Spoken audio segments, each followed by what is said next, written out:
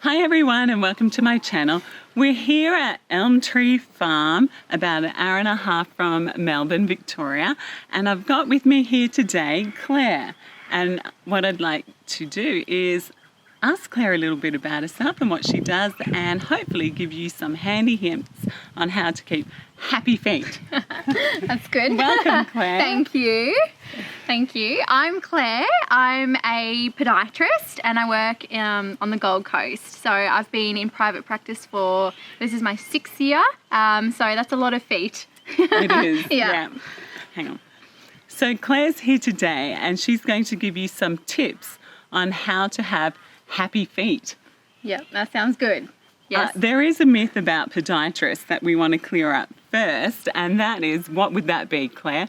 Well, probably the biggest thing is that people assume or think that as podiatrists we only cut people's toenails or something like that, but probably the biggest thing that people are really surprised to learn is that we do a lot of things usually from the hip down. So that's our specialty, is the lower limb. So that means any sort of hip, knee, ankle, foot, toe problem.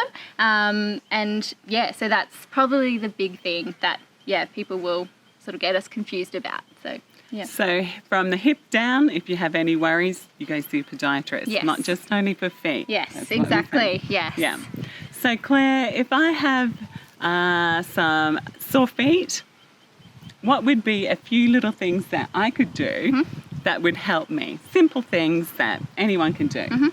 Yeah. Well, the first thing would probably be to see a podiatrist. Yes, that would be your first point of call. We deal with foot problems all day, every day. So we are the stop for that.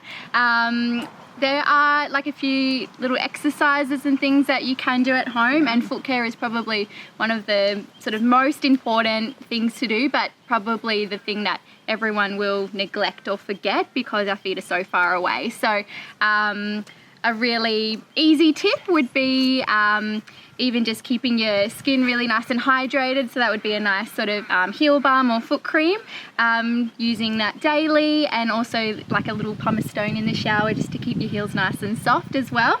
Especially in those summer months where we like to wear sandals, but all the time as well. Yes, all the time. And even just a little foot exercise. I really like using little little footballs. Start that again.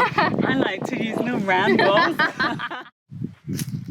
So another foot tip that I really like are using little Spiky massage balls.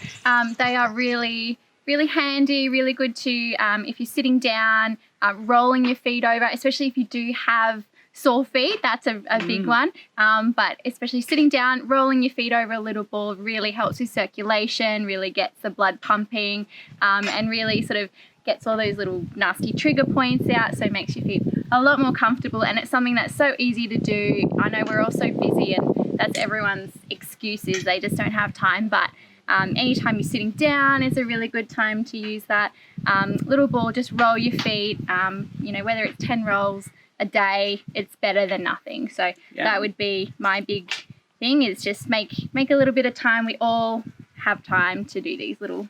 So keeping our feet hydrated, so caring with moisture creams. Is there a particular cream that we should be using, a heel balm? There's so many brands out there. I am not opposed to any. The ingredient that you want to look for though is called Urea. So that's the ingredient in heel balm that will really moisturize the skin.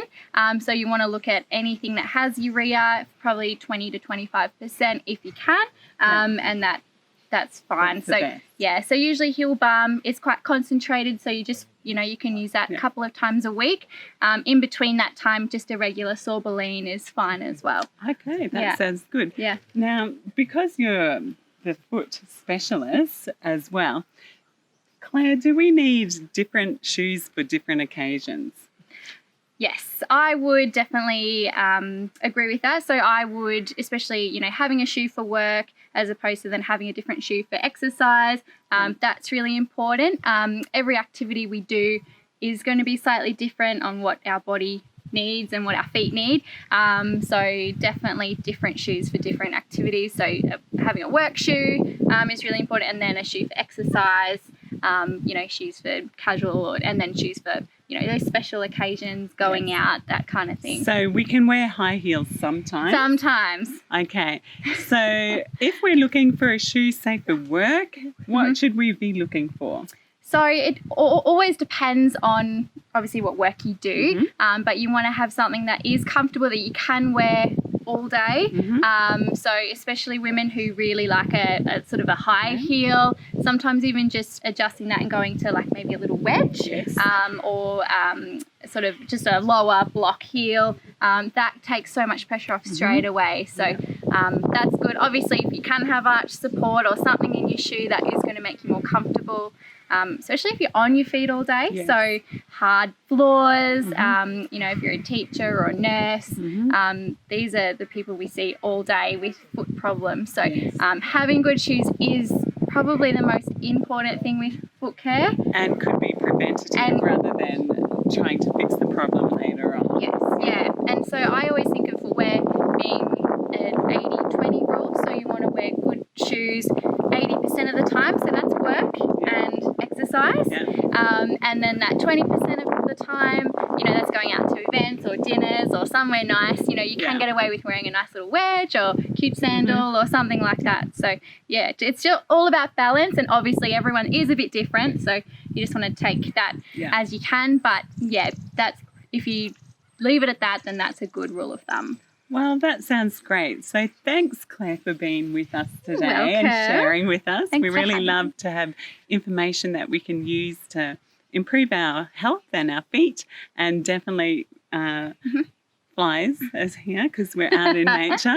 And so if you like what you hear, Claire has a blog, and I'll actually pin that down below so you can have a look. And she's also on Instagram, and I'll pop that there for you to look at as well. So don't forget, if you like the video, subscribe, and of course ring the bell if you want to be notified.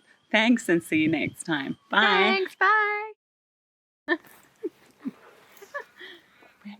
we're going to do?